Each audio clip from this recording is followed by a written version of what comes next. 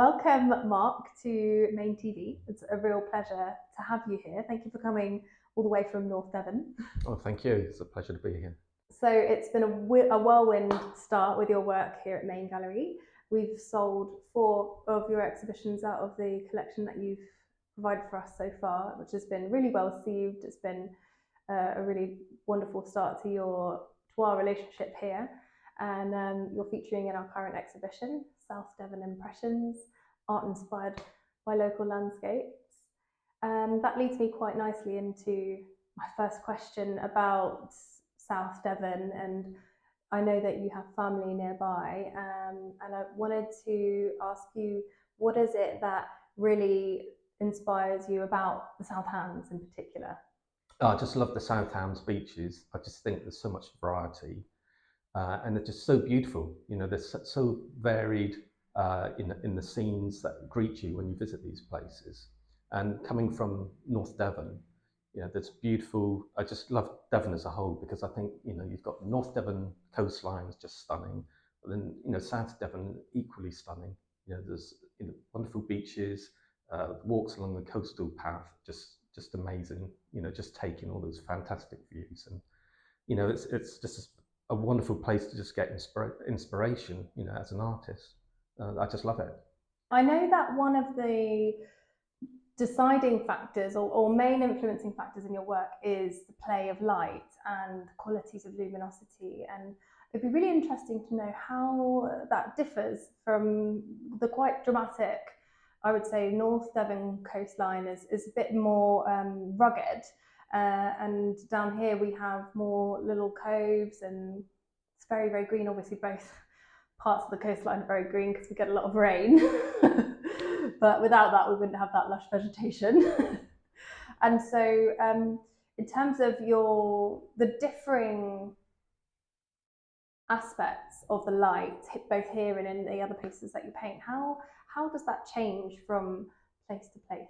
What I love about the North Devon coast in particular, with regards to the luminosity, is depending on the time of year you go, sometimes the cloud formations that just sweep in from the Atlantic, it can just be so epic looking, so dramatic. It just inspires. And when I'm visiting these places, these beaches, I always take my camera with me. So I just, if I can capture those moments when suddenly everything comes together, the way the cloud formations just look amazing, but also the light just filtering through, or whether it's just creating a shimmer on the water, and it just adds something else to the scene. And so I just love, visiting beaches like Croyd, Saunton, and that's where I find in terms of finding that luminosity, it just works so much better because Saunton is it's a huge wide expanse there. The skies are just open, and it just looks amazing, absolutely amazing. So coming down to South Devon, I'm hoping that when I'm visiting the coastline, I can equally find that same sort of luminosity and try and achieve that in my paintings and just add something deeper, I think, to the artwork itself. Fascinating. Can you tell me a little bit more about your journey into the arts? Well, when I was at school, I always knew that I wanted to do something artistic. I've always been more creative than academic, and so naturally, when I left school, I attended college and studied art and design for a year. But I've always, in my spare time, painted, and I just wanted to do art full time. But it was a bit of a journey. It took a while before I could, eventually become full time as an artist. But so I just attended exhibitions. So I entered work into a lot of exhibitions and made good connections with the North Devon Arts, and by connecting with them, I found out about a lot of exhibitions and other art events that were happening, and also just by networking with other artists, that provided opportunities for me as well. So I'd say that in the early days there was a lot of hard work where it was producing the paintings, it was honing my skills as an artist, and just always trying to raise my standards. So it was almost like having been motivated, but also being disciplined as well. And it was all down to me at the end of the day. There was no one pushing me, so I had to sort of push myself and just try and just get better, just improve as an artist.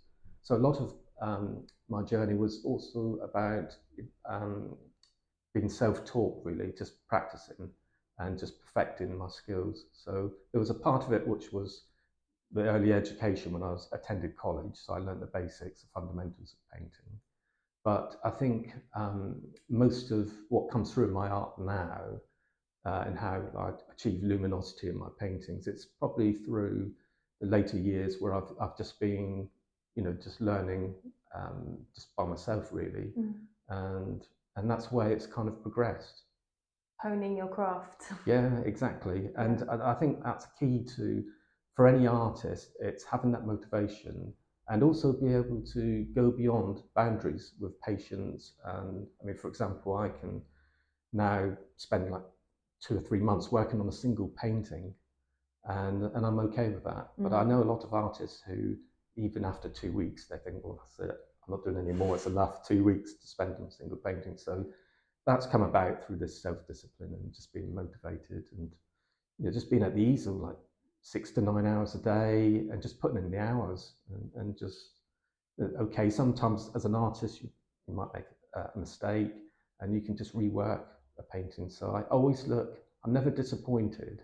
I'm always looking for ways to make my paintings better, even if I overwork a sky or I've got too much cloud.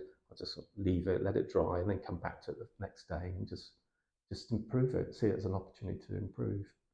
So what does your typical day as an artist and in general your creative process from start to finish, can you see what it is that you want to paint before you started, or does that evolve organically? How does that play out for you?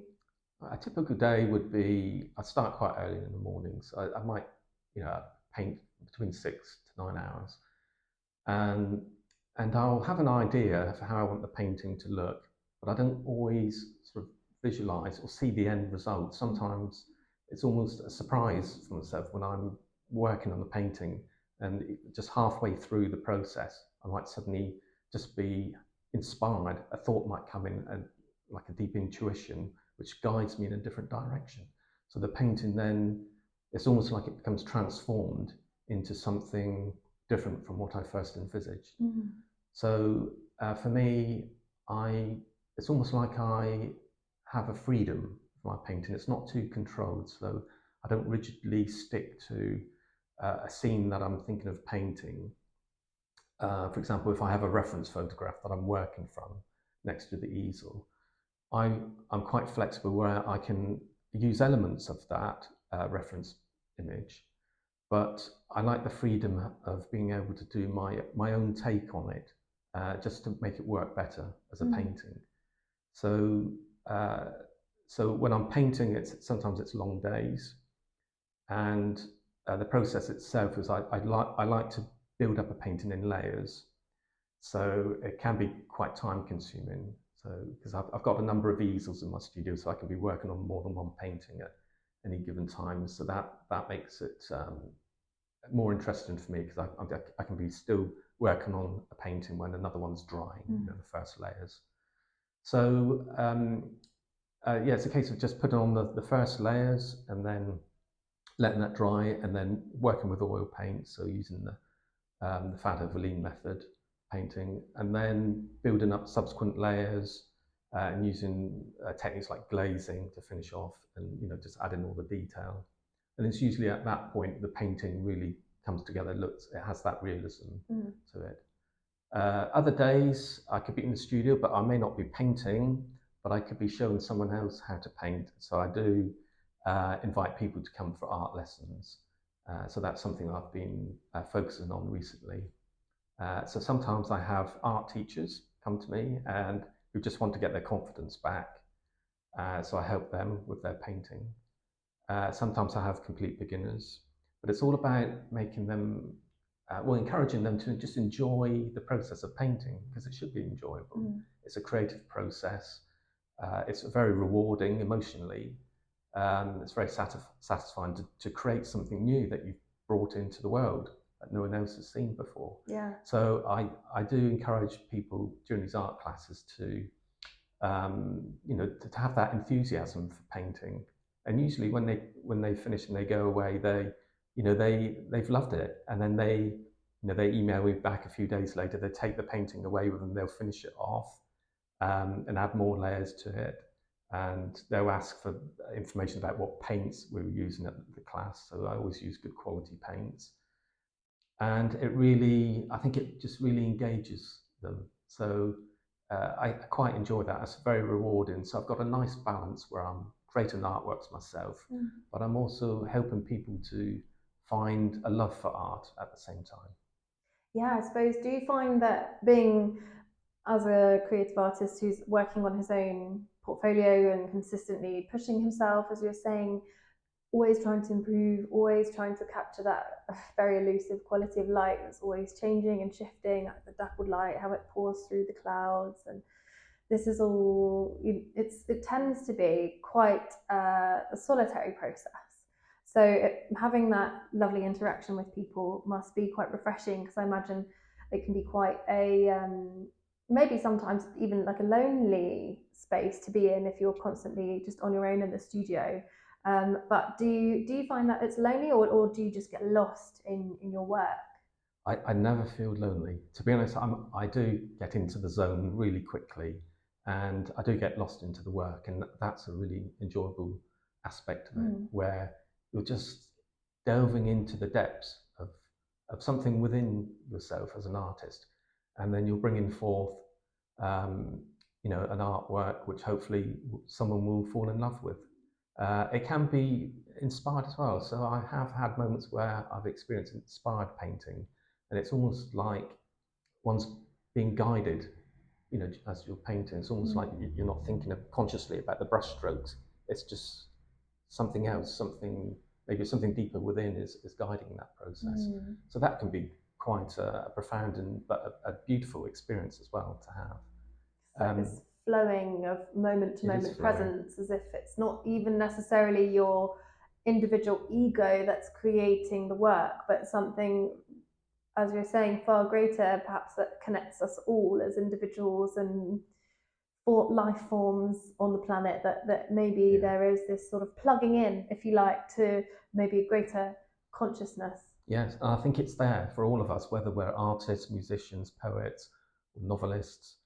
I think there's always that capability of tapping into something greater, something maybe we don't fully understand it at a scientific level, but nonetheless it's there, and it's always been there, because throughout the centuries there's lots of talented creative people who have created beautiful artworks or beautiful writings, and it's come from, I don't know, maybe it's somewhere a higher aspect of themselves, which is just taps into some area of higher consciousness, and it just comes in, and they're just like a receptacle for it, really, and then end up creating these wonderful, memorable pieces of literature or paintings or sculptures.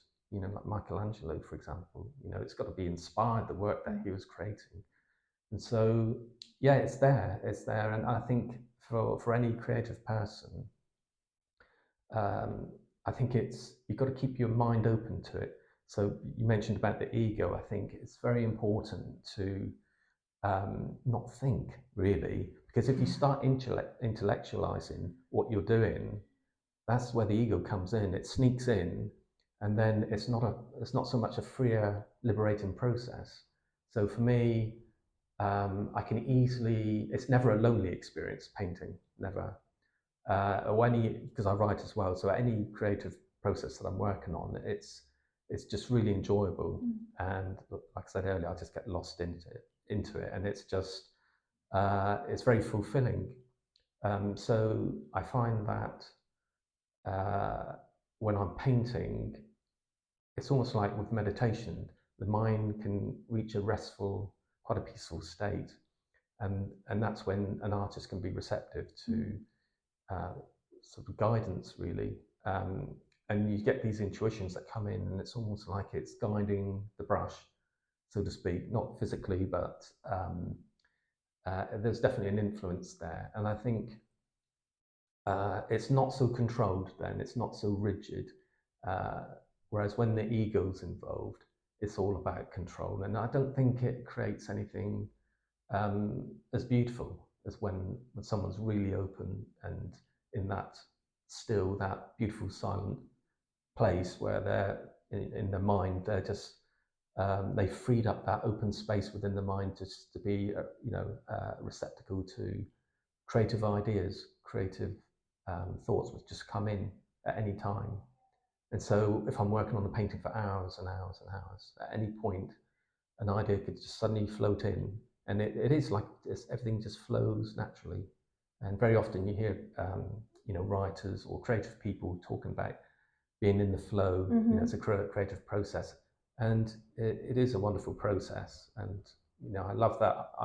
It's a privilege that I can do this full time, so it's very rewarding in that sense. Beautiful. So you talk about these moments of rapture, these moments of grace, of streaming moment to moment presence when you're really in the zone and creating your work intuitively. Would you say that this is something in particular that you want to convey, or you want your viewers to really get a tangible sense of? And is there anything you do in particular to get you into that creative space? Is there a ritual or a process that you go through to achieve that state? Before I work in the morning, sometimes I get myself into the right frame of mind. So I might do a brief meditation and just become sort of very restful and relaxed. And it just, it's a good way of just being prepared for a day of just being creative, really. It's very simplistic. So what I hope to achieve is through my paintings, when I create this sense of light, almost a sense of tranquility in my paintings, that comes through. So when a person views my paintings, it's almost like they're seeing that, or they're feeling that.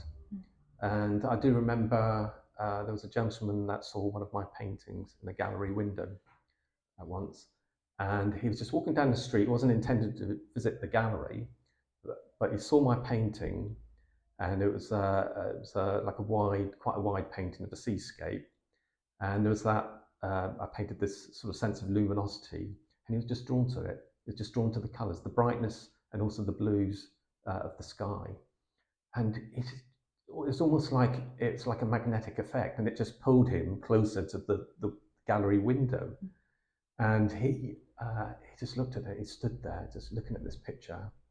And he just welled up, he became emotional.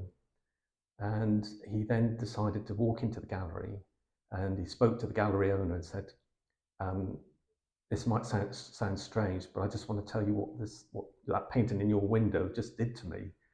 It just made me feel so emotional. I don't know why. And she goes, oh, thank you for telling me that. And he left. But it was quite spontaneous. So sometimes people do have emotional reactions to artworks, and it's at the end of the day, a painting is just paint on a substrate, whether it's a panel, whether it's a canvas, or even a sheet of aluminium metal. But something about the picture which is depicted in the artwork, it can resonate with the person. Now, whether with this particular person, maybe he'd been to a beach similar before, and maybe it was a very meaningful experience. Maybe he went there with a girlfriend or something like that, and so it evoked memories, and so hence the emotions then followed from that.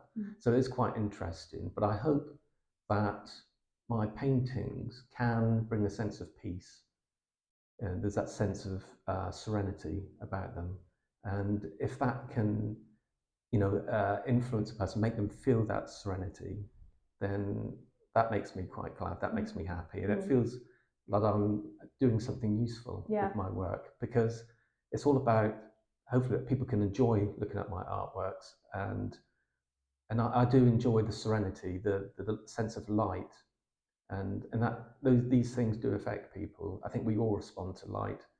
Without a world without light would just be with despair. You know, people need light, and we, even if we don't think about it each day, we do appreciate it.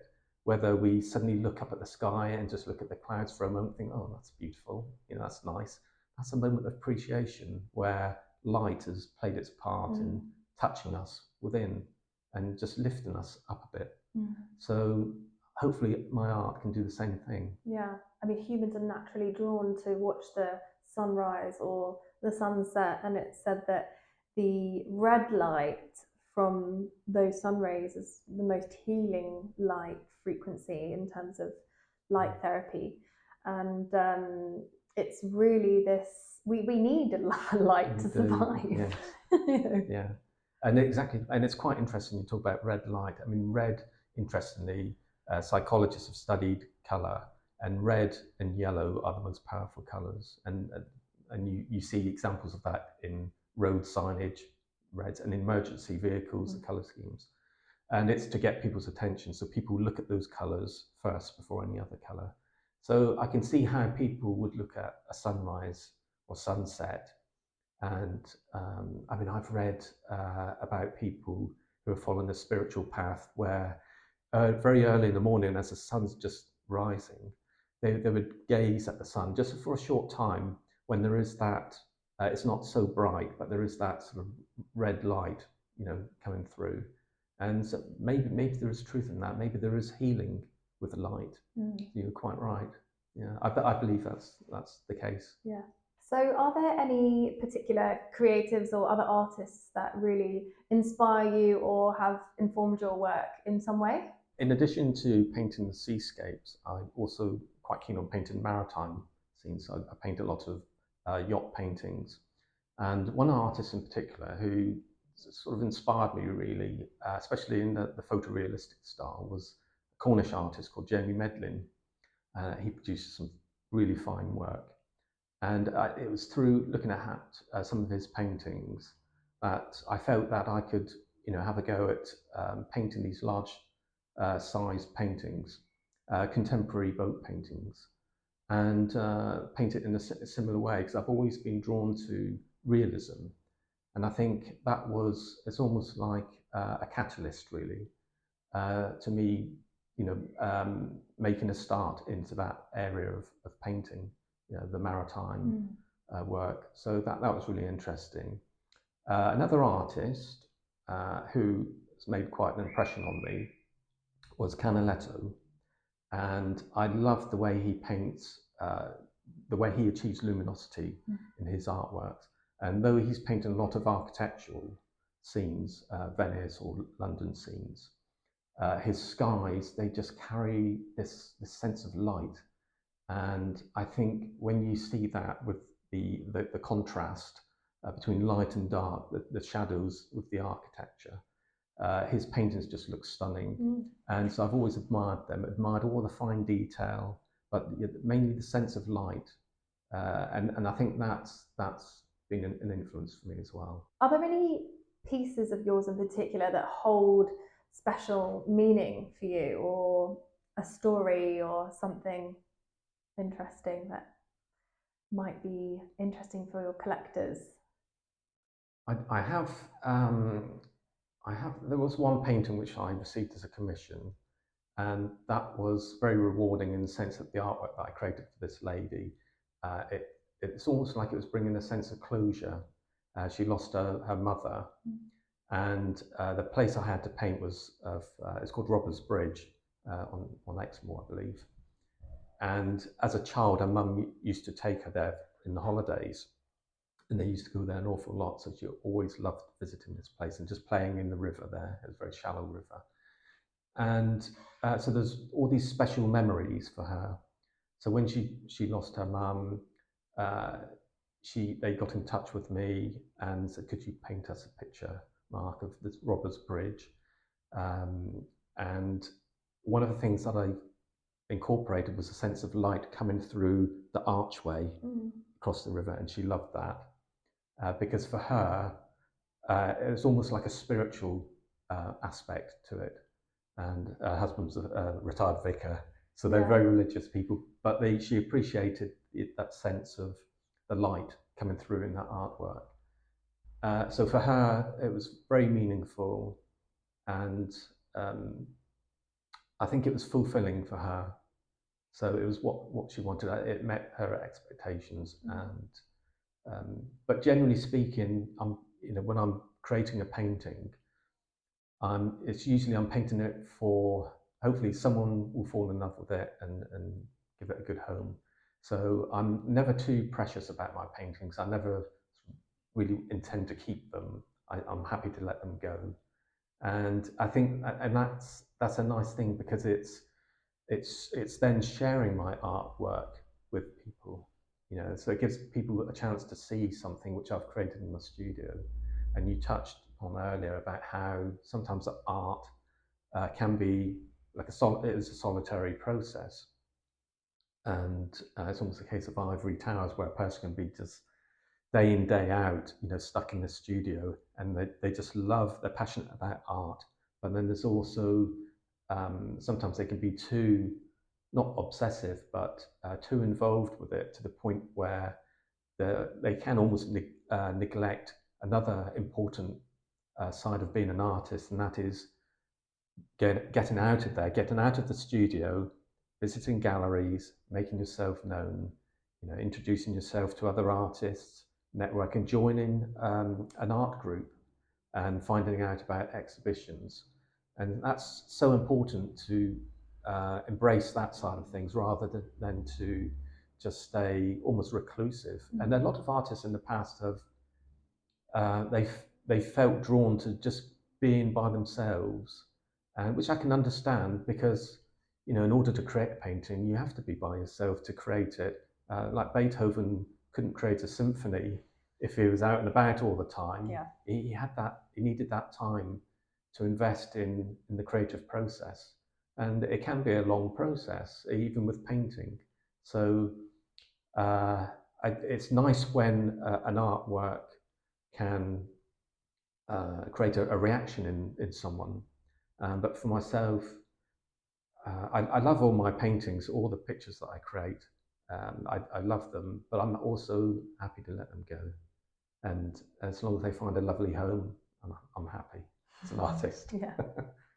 And that leads me quite nicely onto the next piece of the puzzle, really, is when people are looking for a particular painting and they see something that they love or that gives them that emotional reaction or some sort of sense of a memory that's evoked, how do you, you said you talk about you offer commissions, but if how would you encourage collectors to broaden their collection and envisage fitting something new into their home and into their space? It can be sometimes a bit of a challenge to visualize where it's going to go and how they want to hang it, but what tips would you give for people looking to grow their collection, to include more pieces and make their portfolio a little bit more diverse?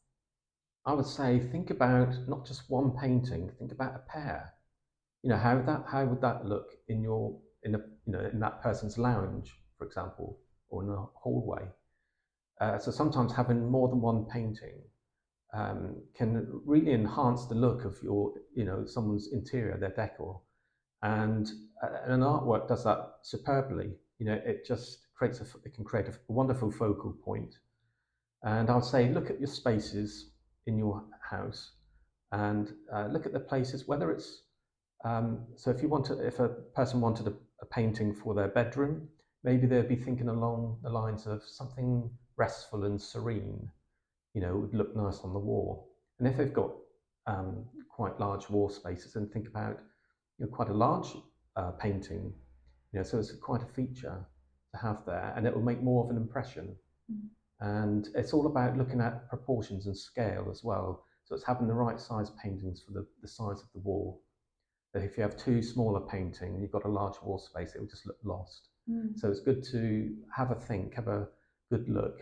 And when you're looking at an artwork, stand in front of it for a long time.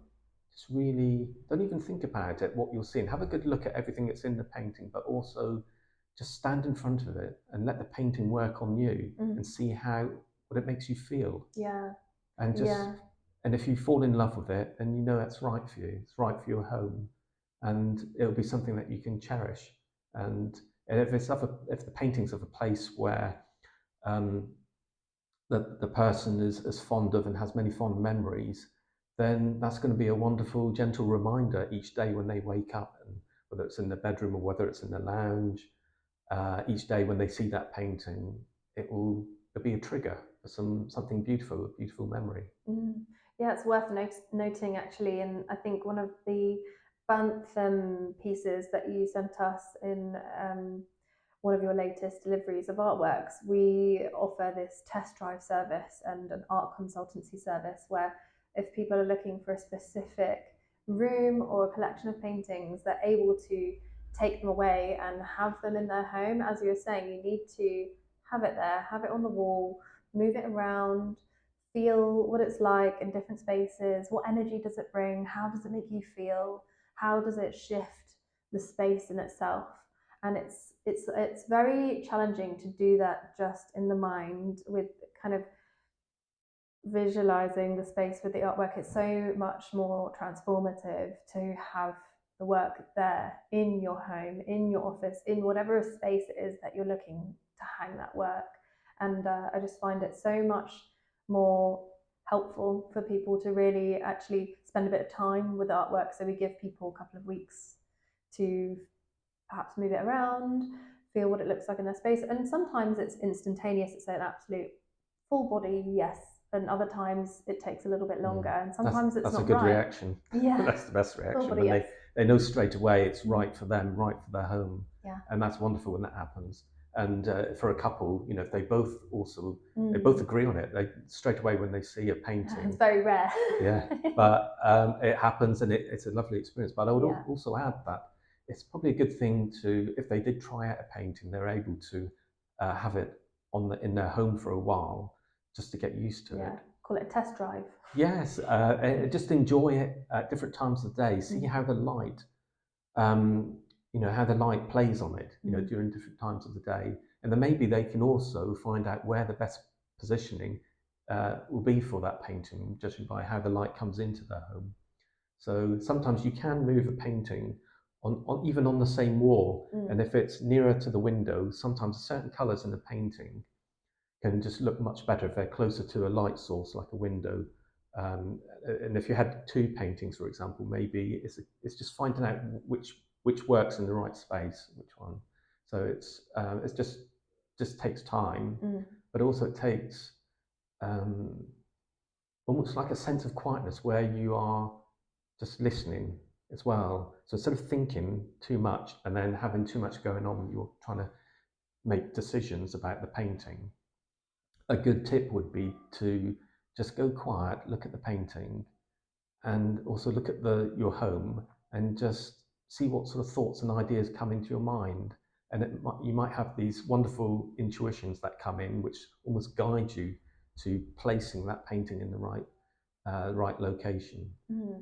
I find sometimes as well, when there is a painting that a client has had in their space for a long time, when they move the painting to a different wall, they see it in an entirely new light, and it can be this almost revived love and admiration and appreciation for their artwork that they already have. So just because you think, oh well, I've got this on this wall and that in the lounge and this in the bedroom, it doesn't mean that they have to stay there forever. Oftentimes when you create that shift in the energy by moving things around, you have a whole new appreciation for artwork. And I think sometimes it's really helpful to have a second pair of eyes to perhaps look at it in a different way. And that's something that we really enjoy doing, because it brings people not only new and fresh artwork into their space, but also a renewed appreciation and love for the work that they fell in love with prior to meeting us. To round off our conversation, is there anything in particular that you would like to share with our gallery visitors or collectors?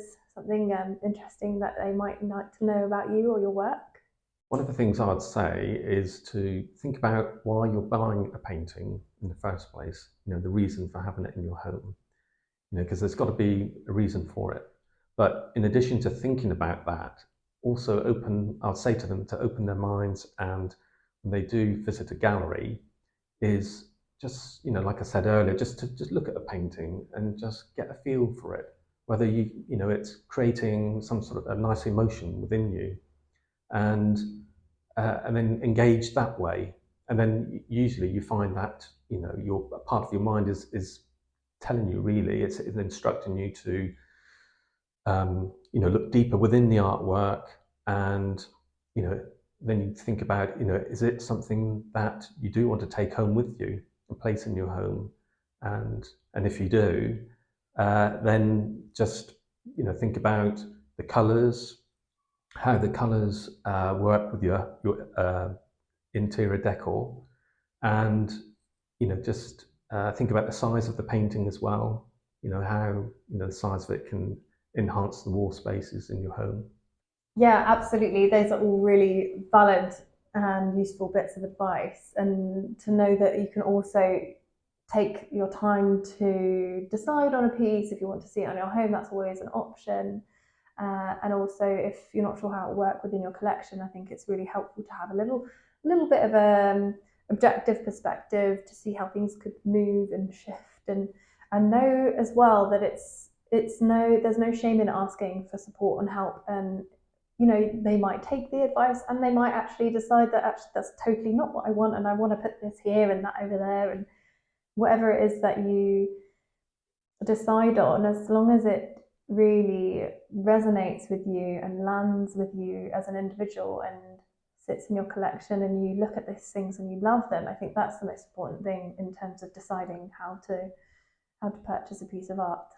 Yeah, exactly. And I'd say, when something that resonates with you, art should be an enjoyable experience. It's all about finding that love, that appreciation for an artwork, and then embracing that, and then cherishing it when it's on your wall at home. So yes, it's about the emotions, and sometimes there is, the mind comes in where you're thinking about the painting as well, and you like the what's depicted in the painting. But again, I think it's mostly about the heart, how you feel about painting, and what it does to you. Does it make you happy? I think art should make you happy. Yeah. At the end of the day. I think that's a really beautiful note to end on. So thank you so much, Mark, for making the journey over and having this really insightful conversation with me. It's been a real pleasure. Thank you. I've loved it. I've really enjoyed it. Thank you you so much.